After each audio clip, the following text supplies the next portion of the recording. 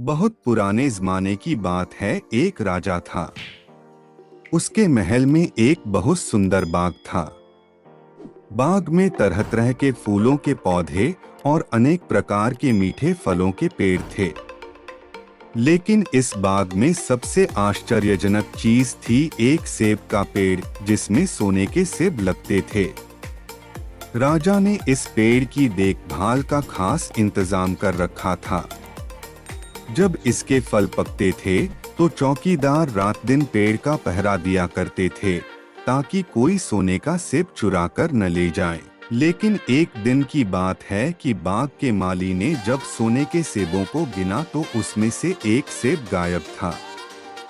उसने दौड़कर राजा को खबर दी। राजा फौरन बाग में पहुंचा। उसे यह देखकर बड़ा आश्चर्य हुआ कि देखभाल का इतना पक्का इंतजाम होने पर भी एक सेब किसी ने चुरा लिया। उसने ऐलान किया कि जो कोई सोने के सेब को चुराने वाले चोर का पता देगा, उसे इनाम दिया जाएगा। राजा के 3 राजकुमार थे। सबसे बड़े राजकुमार ने राजा से कहा कि रात में वह पहरा देगा और चोर को पकड़ने की कोशिश करेगा।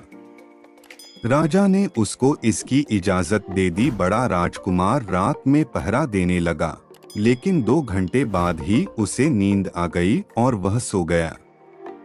सुबह उठकर जब उसने सेबों को गिना तो वह देखकर चकित रह गया कि रात भर में एक और सेब गायब हो गया था। इसके बाद दूसरी रात को मंझले राजकुमार ने पहरा देने का काम संभाला। उसे भी नींद आ गई और तीसरा सेब चोरी हो गया। राजा बहुत चिंतित था। दरबारियों की भी समझ में नहीं आ रहा था कि क्या किया जाए।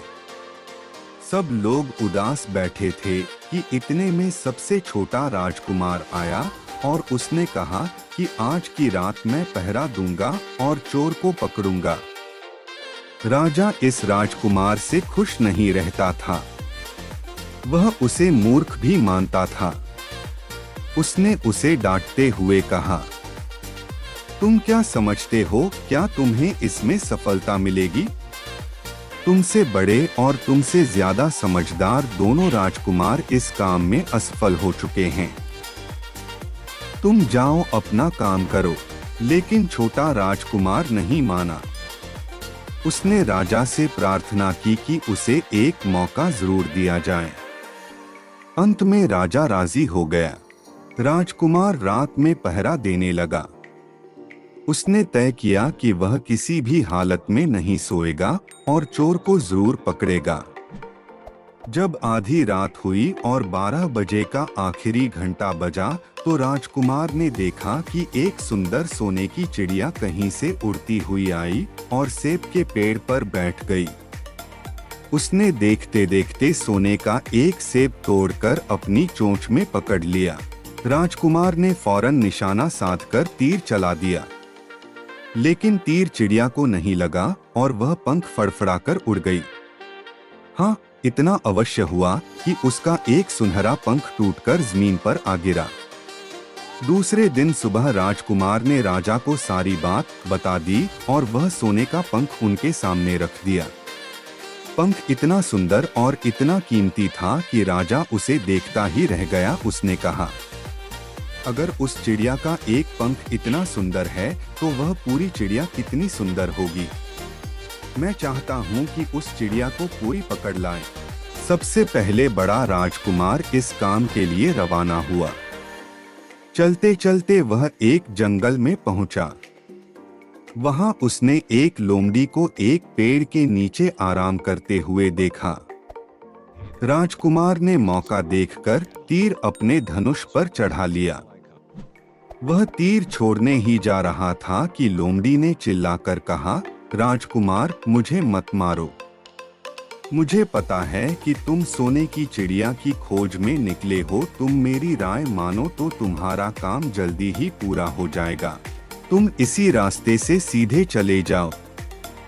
शाम होने पर तुम एक गांव में पहुंचोगे। वहां तुम्हें आमने सामने 2 सराएं मिलेंगी। एक सराय खूब सजी सजाई और सुंदर सी होगी, लेकिन तुम उसमें मत ठहरना।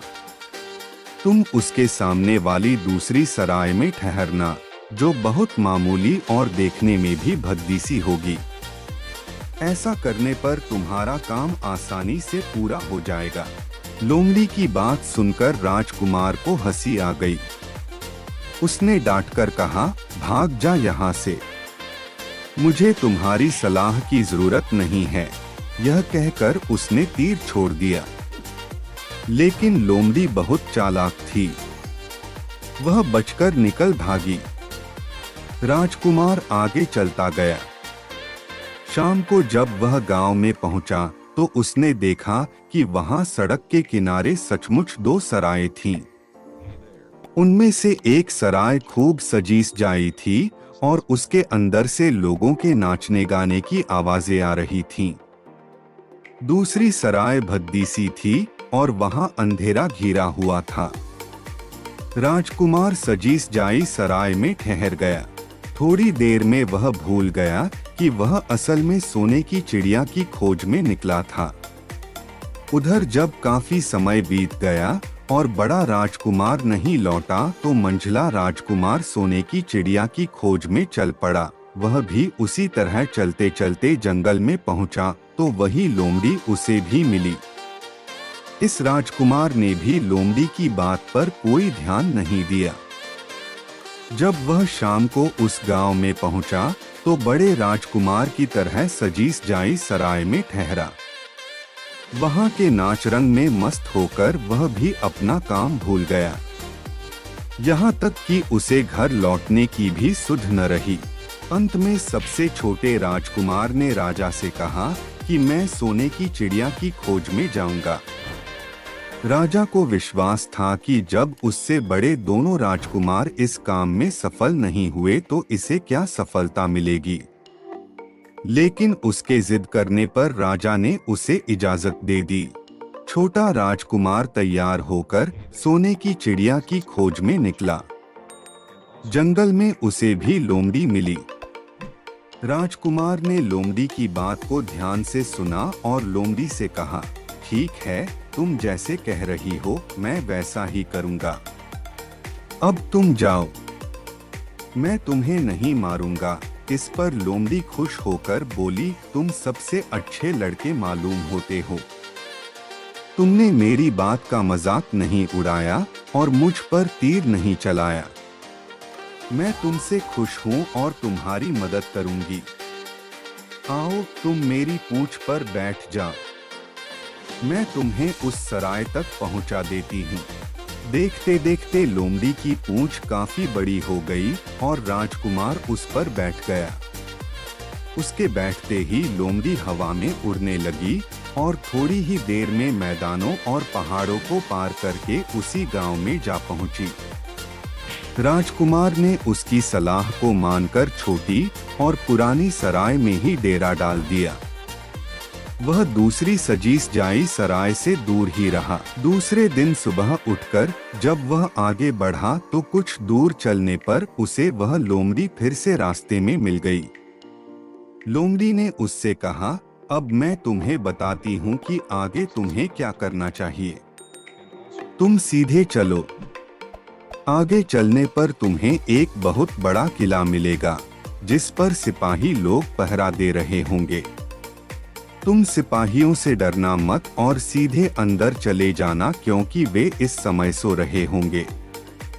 तुम बेधड़क होकर किले में घुसते चले जाना और उनके कमरों को पार करते हुए उस जगह पहुंच जाना जहां लकड़ी के एक मामूली से पिंजरे में सोने की चिड़िया बंद है। तुम चिड़िया को पिंजरे सहित उठाकर किले से बाहर ले आना। लेकिन एक बात याद रखना, चिड़िया के पिंजरे के पास ही एक बहुत सुंदर सा सोने का पिंजरा भी रखा होगा। तुम भूलकर भी चिड़िया को उस पिंजरे में मत रखना। अगर तुम उसे लकड़ी के पिंजरे में से निकालकर सोने के पिंजरे में रखने की कोशिश करोगे तो बाद में पछताओगे। यह कहकर लोमड़ी ने राजकुमार को फिर से अपनी पूंछ पर बिठाया और थोड़ी ही देर में उसको किले के पास पहुंचा दिया। राजकुमार ने किले के पास जाकर देखा कि सचमुच उसके पहरेदार सो रहे थे।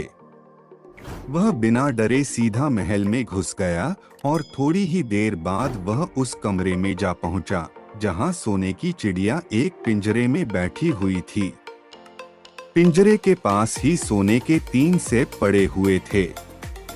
इन सेबों को देखकर राजकुमार ने फौरन पहचान लिया कि ये सेब उसके पिता के बाग के ही थे। सोने की चिड़िया इतनी सुंदर थी कि राजकुमार उसको देखता ही रह गया। वह उसको उठाकर लाने ही वाला था कि उसकी नजर पास ही पड़े एक सुंदर से पिंजरे पर पड़ी। वह पिंजरा बहुत सुंदर था और उसमें तरह तरह के कीमती पत्थर जड़े हुए थे। सोने की चिड़िया के लिए वही पिंजरा ठीक मालूम पड़ता था। राजकुमार लोमड़ी की बात को भूल गया और उसने सोने की चिड़िया को लकड़ी के पिंजरे से निकालकर सोने के पिंजरे में बंद कर दिया। लेकिन नए पिंजरे में आते ही चिड़िया ने खूब जोर जोर से शोर मचाना शुरू कर दिया। राजकुमार पिंजरे को उठाकर कमरे से बाहर भी नहीं निकल पाया था कि बहुत से सिपाही कमरे में घुस आए और उन्होंने राजकुमार को पकड़ लिया। अब राजकुमार को अपनी भूल का पता चला। उसे याद आया कि लोमड़ी ने उससे क्या कहा था, लेकिन अब क्या हो सकता था। सिपाही उसे खींचते हुए राजा के दरबार में ले गए। राजा के पूछने पर राजकुमार ने सारी बात कह सुनाई। राजा बोला, तुम मेरे महल में चोरी करने के लिए घुसे थे। मैं तुमको माफ नहीं कर सकता। तुम्हें फांसी की सजा दी जाएगी, लेकिन मैं तुम्हें एक मौका देता हूँ। अगर तुम मेरे लिए सोने का घोड़ा ला दो तो मैं न सिर्फ तुम्हें छोड़ दूंगा बल्कि सोने की चिड़िया भी तुमको दे दूंगा। राजकुमार को अपनी जान बचाने के लिए राजा की शर्त माननी पड़ी। अब वह सोने के घोड़े की तलाश में निकला। किले के बाहर जाने पर उसने देखा कि लोमड़ी उसका इंतजार कर रही है। उसने लोमड़ी को सारी बातें बताईं। लोमड़ी ने निराश होते हुए कहा, मैं अब तुम्हारी कोई मदद नहीं करूंगी। तुमने मेरे कहने के अनुसार नहीं किया। मैंने जिस तरह से कहा था, अगर तुम उस तरह से काम करते तो इस मुसीबत में नहीं फंसते और सोने की चिड़िया तुम्हें मिल जाती। राजकुमार बोला, इस बार मुझे माफ कर दो। मुझसे गलती हो गई। मेरा काम तुम्हारी सहायता के बिना नहीं चलेगा।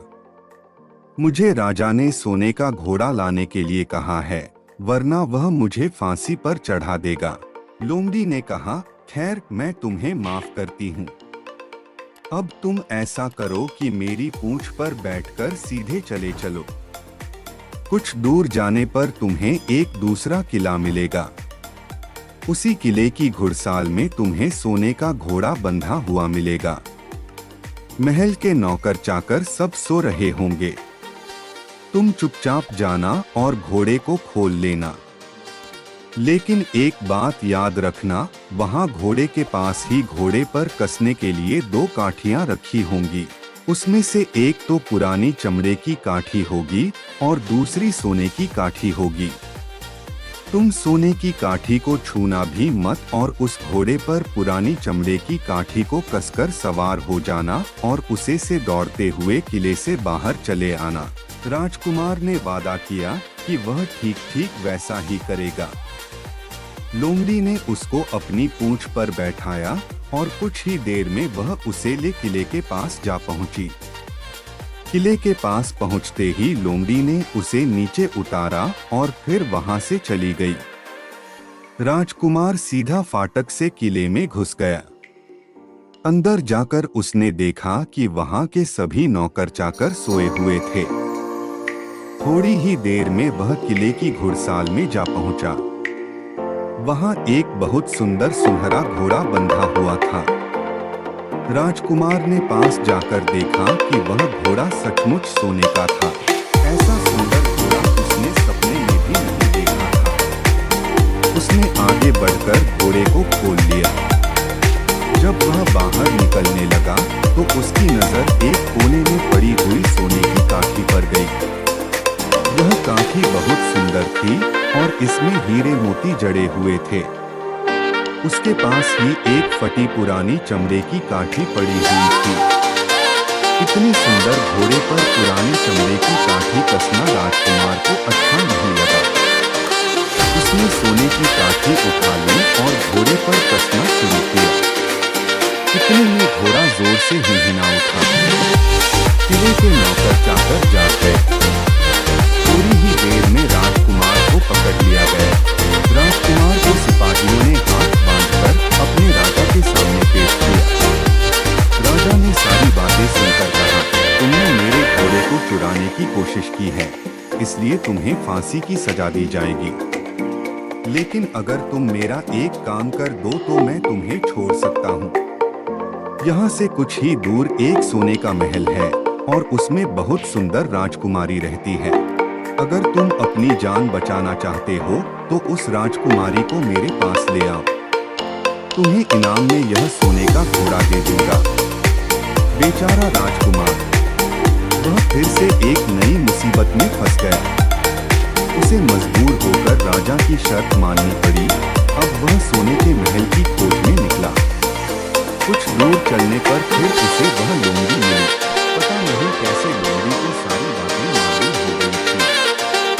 वह बोली, देखो तुमने इस बार भी मेरी बात नहीं मानी। मेरी बात मान जाते तो यह नई मुसीबत तुम्हारे गले नहीं पड़ती। मुझे तुम पर दया आ रही है। मैं तुम्हारी मदद करूंगी। चलो मैं तुमको सोने के महल के पास पहुंचा देती हूँ। तुम महल के बाहर ही कहीं पीछे छुपे रहना। जब उसमें से शाम को राजकुमारी तालाब में नहाने के लिए बाहर आई तो तुम आगे बढ़कर उसका हाथ पकड़ लेना। जैसे ही तुम उसको छोड़े, राजकुमारी तुम्हारे साथ आने के लिए राजी हो जाएगी।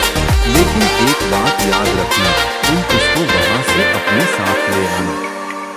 उसे वापस महल में मत जाने देना। वह तुमसे कहेगी कि मैं अभी अपने माता पिता से मिलकर आती हूँ। लेकिन तुम उसकी बातों में मत आना, वरना फिर मुसीबत में फंस जाओगे। यह कहकर लोमड़ी ने फिर से अपनी पूंछ फैला दी और राजकुमार उस पर बैठ गया।